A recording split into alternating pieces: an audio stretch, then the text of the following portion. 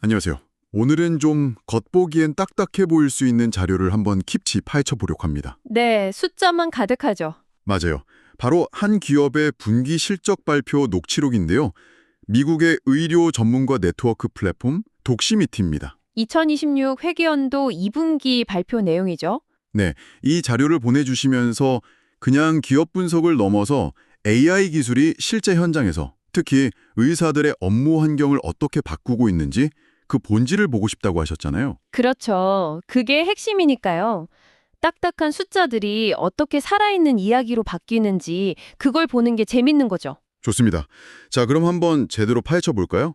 네, 이런 실적 발표 자료가 어떻게 보면 기업이 시장과 나누는 가장 솔직한 대화거든요. 아, 공식적인 목소리군요. 네, 지금 뭘 잘하고 있는지, 또 뭘 걱정하고 있는지, 미래 전략은 뭔지 다 엿볼 수 있으니까요.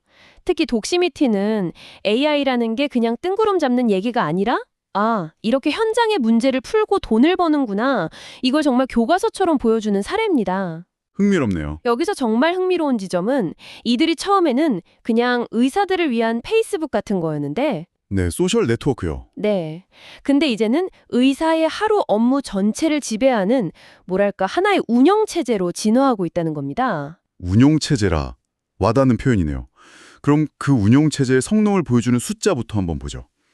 2분기 매출이 1억 6,900만 달러, 전년 대비 23% 성장했고요. 네, 예상치도 꽤 웃돌었죠? 네, 7%나요. 근데 사실 뭐 요즘 기술주들 보면 이 정도 성장은 종종 보이잖아요. 그렇죠. 아주 놀라운 정도는 아니죠. 근데 제 눈을 사로잡은 건 바로 수익성이었어요. 조정 이비타 마진이 무려 60%라고요. 아, 그거요? 60%. 이게 얼마나 대단한 수치인지 감이 잘 안 와서요. 다른 기술 기업들이랑 비교하면 어떤가요? 아주 좋은 질문입니다. 그게 정말 경이로운 수준이에요. 경이롭다고요? 네, 청취자분들이 이해하기 쉽게 비유를 해보자면 1,000원어치를 팔아서 세금이나 이자 같은 거 빼기 전 기준으로 600원을 남긴다는 건데 와, 이건 정말 예를 들어 마이크로소프트나 어도비 같은 초우령 소프트웨어 기업들 마진율이 보통 40%대거든요. 40%대도 엄청난 거 아닌가요? 엄청나죠. 그런데 60%는 거의 독점적인 사업에서나 볼 수 있는 수치입니다. 성장하면서 동시에 이런 수익성을 낸다는 게 얼마나 어려운지 생각하면 이 숫자의 무게가 느껴지죠. 이야, 그야말로 현금을 그냥 빨아들이는 수준이군요. 그럼 그렇게 벌어들인 그 많은 돈으로 뭘 하고 있는지도 자료에 나와 있나요? 물론입니다. 그게 바로 이 기업의 미래를 볼 수 있는 단서가 되죠. 네네. 이번 분기에만 9,160만 달러, 우리 돈으로 한 1,200억 원이 넘는 잉여 현금을 만들었어요. 1,200억 원이요? 네. 그리고 그중 일부인 2,190만 달러로 자사주를 매입했습니다. 아, 주주들한테 우리 회사 튼튼하다, 자신 있다, 이런 신호를 주는 거군요. 맞습니다. 자신감의 표현이죠. 하지만 더 중요한 건 남은 돈이에요. 이 막대한 현금이 바로 AI 같은 미래 기술에 외부 투자 없이 자체적으로 투자할 수 있는 실탄이 되는 겁니다. 아, 그렇군요. 경쟁사들이 투자 받으려고 막 뛰어다닐 때 이들은 그냥 자기들이 번 돈으로 더 멀리, 더 빨리 달려나갈 수 있는 엔진을 단 셈이죠. 그리고 그 강력한 엔진의 연료가 바로 AI 기술이라는 말씀이시네요. 실제로 이번 실적 발표 내용의 거의 전부가 AI랑 연결되어 있더라고요. 네, 맞아요. 특히 의사들이 이 AI 도구를 폭발적으로 쓰기 시작했다. 이 대목이 아주 인상 깊었습니다. 네, 그 성장세가 정말 놀랍습니다. 대표적인 AI 자동 기록 도구가 스크라이브라는 건데요. 스크라이브. 네, 이 서비스의 분기 활성 사용자 수가 이전 분기보다 거의 3배나 급증했어요. 3배요? 네, 그리고 전체 AI 도구 사용자는 50% 이상 늘었고요. 이건 그냥 새로운 기능 나왔네? 이 정도 반응이 아니에요. 아, 이거 없으면 이제 일 못하겠다. 이런 필수 도구로 자리 잡고 있다는 신호죠. 녹취록에 인용된 한 가정의 학과 의사의 소감이 모든 걸 말해주는 것 같아요. 네, 그거 저도 봤습니다. 오늘 오후 5시까지 환자 22명을 봤는데 5시 15분에 퇴근했어요. 저녁이 있는 삶을 가능하게 해주는 AI죠. 사실 제 친구 중에도 레지던트가 있는데 그 친구한테는 연봉 올려준다는 말보다 저녁이 있는 삶이란 말이 훨씬 더 와닿을 겁니다. 그렇죠. 의사들의 가장 근본적인 고통, 그러니까 끝없는 서류 작업의 고통을 해결해준다. 이거보다 더 강력한 가치가 있을까요? 바로 그 지점입니다. 그리고 그 성공 뒤에는 통합이라는 아주 영리한 전략이 숨어 있어요. 통합이요? 네, 의사한테 자, 새로운 프로그램 까세요. 사용법 배우세요. 이렇게 요구하는 게 아니에요. 이미 하루 평균 30만 건 이상 원격 진료에 쓰고 있는 독시미티의 자체 플랫폼 다이얼러라는 게 있거든요. 아, 원래 쓰던 거요. 네. 그 안에서 그냥 버튼 하나만 딱 누르면 스크라이브가 바로 작동하는 겁니다. 와, 정말 편하겠네요. 그렇죠. 의사들의 기존 업무 습관을 바꾸려 한 게 아니라 그 습관 속에 AI를 그냥 매끄럽게 녹여낸 거죠. 이게 다른 서비스들이 넘기 힘든 장벽이 됩니다. 아, 그런 맥락에서 보니까 최근에 인수한 패스웨이라는 회사도 이게 그냥 단순한 기능 추가가 아니라 더 큰 그림의 일부로 보이네요. 정확히 보셨습니다. 패스웨이 인수는 독시미티가 단순한 업무 효율화 도구를 넘어서 의사들의 두뇌가 되겠다는 야심을 보여주는 결정적인 한 수입니다. 두네요? 네, 단순히 회사를 산 게 아니에요.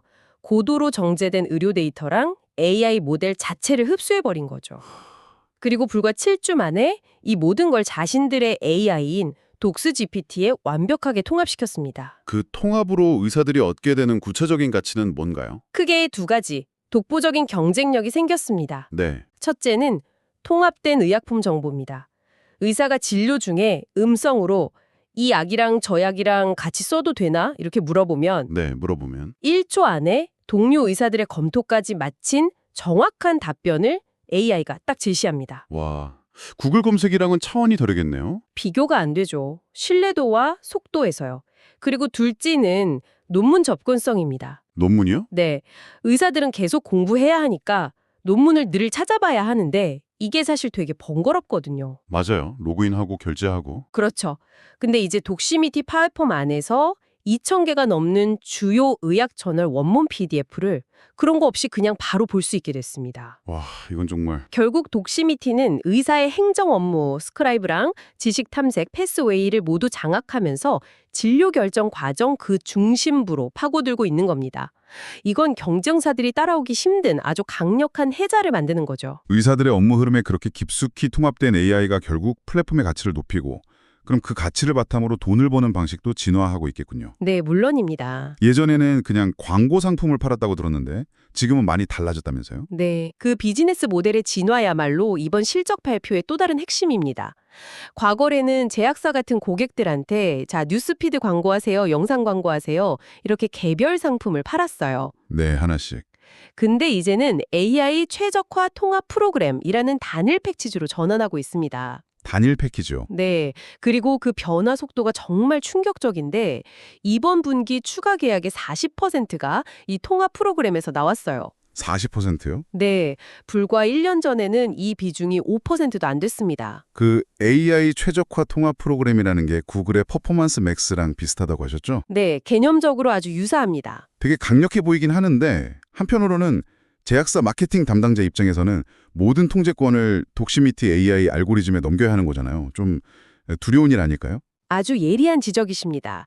실제로 초기에는 그런 저항감이 있었을 거예요. 내가 다 짜놓은 캠페인 전략이 있는데 왜 그걸 AI한테 맡겨 하고요. 그렇죠. 하지만 이 모델은 결과를 통해서 그 두려움을 신뢰로 바꾸고 있습니다. 과거에는 마케터가 A 채널의 예산 얼마, B 채널의 얼마 이렇게 직접 배분하고 성과를 봐야 했잖아요. 네네. 근데 이 통합 프로그램은 달라요. 고객은 총 예산이랑 어떤 전문의 그룹에게 도달하고 싶다는 목표만 딱 설정하면 나머지는 독시미티 AI가 알아서 다 해줍니다. 알아서요? 네. 플랫폼 안에서 뉴스피드든 원격 진료 알림이든 학술 정보든 가장 효과적인 채널의 광고를 최적화해서 집행하고 그 결과를 투명한 데이터로 보여주죠. 아, 결국은 더 높은 투자 수익률, ROI라는 결과물로 증명해낸다는 거군요. 그렇습니다. 그걸 뒷받침하는 데이터가 아주 인상적이에요. 고객들이 광고 성과를 직접 확인하는 고객용 포털의 활성 사용자 수가 전년 대비 3배나 늘었고요. 3배요. 그리고 독시미티가 고객에게 제공한 ROI 분석 보고서 건수는 무려 10배 이상 늘었다고 합니다. 10배요? 와.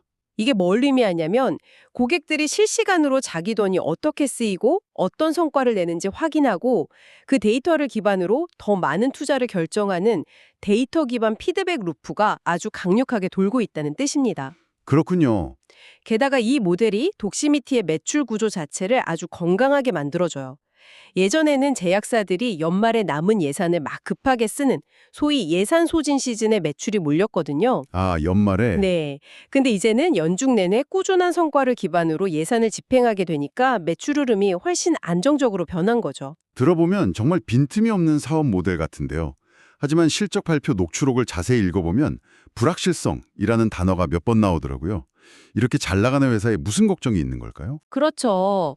모든 장밋빛 전망 속에서도 현실적인 위험 요소를 언급하는 게 책임감 있는 기업의 자세죠. 이들이 말한 불확실성은 주로 거시경제, 특히 제약사들의 내년도 예산 책정 과정에서 나타나는 신중한 태도와 관련이 있습니다. 그 배경에 정치적인 변수도 언급이 되더군요. 트럼프 행정부의 소비재 직접 광고, D2C에 대한 정책 변화 가능성 같은 것들이요. 물론 저희는 특정 정치적 입장을 지지하는 것이 아니라 자료에 나온 사실이 비즈니스에 어떤 영향을 미칠 수 있는지에 대해서만 객관적으로 전달해 드립니다. 이런 정책 변화가 정말 독시미티의 성장에 발목을 잡을 만한 위협이 될 수 있을까요? 아니면 그냥 의례적인 경고 수준일까요? 그건 단순한 의례적 경고 그 이상으로 봐야 합니다. 실질적인 변수예요. 정말요? 네. 미국의 제약 마케팅 예산에서 소비자를 대상으로 하는 D2C 광고가 차지하는 비중이 상당하거든요. 네. 만약 정책 기조가 바뀌어서 이 D2C 광고 규제가 강화되면 제약사들은 마케팅 예산을 재분배해야 할 겁니다. 여기서 독시미티에게는 위기이자 기회가 생기는 거죠. 위기이자 기회요? 네, 이들은 그 D2C 예산의 일부를 의사들을 대상으로 하는 자신들의 플랫폼, 즉 HCP 마케팅으로 가져올 수 있다고 주장합니다. 소비자한테 광고하지 말고 그 돈으로 의사들에게 정확한 정보를 제공하는 데 쓰세요라고 설득하는 거죠. 하지만 이건 아직 증명되지 않은 가설입니다.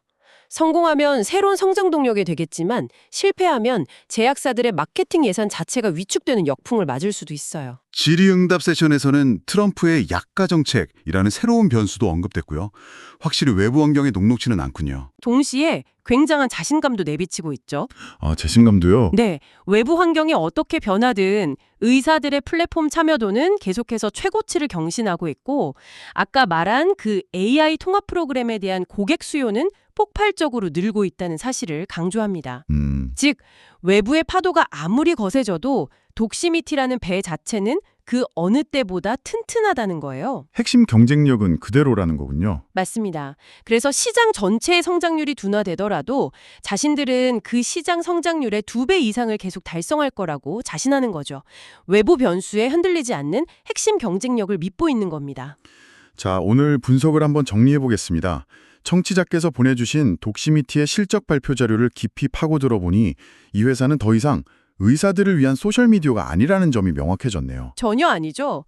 의사의 진료와 연구, 행정 업무라는 가장 본질적인 워크플로우 깊숙이 AI를 통합시켜서 60%라는 경이로운 마진을 내는 정교한 기술 기업이었습니다. 네, 의사들의 높은 참여도가 정교한 마케팅 비즈니스의 토대가 되고 거기서 나온 막대한 현금이 다시 AI에 투자돼서 플랫폼을 더 강력하게 만드는 완벽한 선순환 구조네요. 네, 그 플라이휠을 만들어낸 것이 이들의 성공 비결이었습니다. 자, 이 모든 것이 의미하는 바는 무엇일까요? 오늘 이야기를 마무리하면서 청취자께 마지막으로 생각해볼 질문을 하나 던지고 싶습니다. 네. 지금까지 우리가 논의한 독시미티의 AI는 기록 업무를 대신해주고 정보 검색을 도와주는, 그러니까 시간을 절약해주는 아주 유능한 비서의 역할에 초점을 맞추고 있었잖아요. 그렇죠. 행정적인 업무를 돕는. 네. 근데 여기서 딱 한 걸음만 더 나아가면 어떨까요? 수백만 명의 진료 기록과 현존하는 거의 모든 의학 문헌, 그리고 최신 약물 데이터를 모두 학습한 이 AI가 어느 날 환자의 증상을 바탕으로 가능한 진단 목록이나 치료 계획을 제안하기 시작한다면 말입니다. 의사의 AI 비서가 적어도 특정 전문 분야에서는 인간 의사보다 더 많은 지식과 데이터를 갖게 되는 세상. 그때 우리는 어떤 윤리적, 현실적 문제에 부딪히게 될까요? 독시미필은 바로 그 미래가 가장 먼저 펼쳐질 수 있는 가장 강력한 플랫폼을 지금 이 순간에도 구축하고 있습니다. 그 미래에 대한 고민을 시작해야 할 시점인지도 모르겠습니다.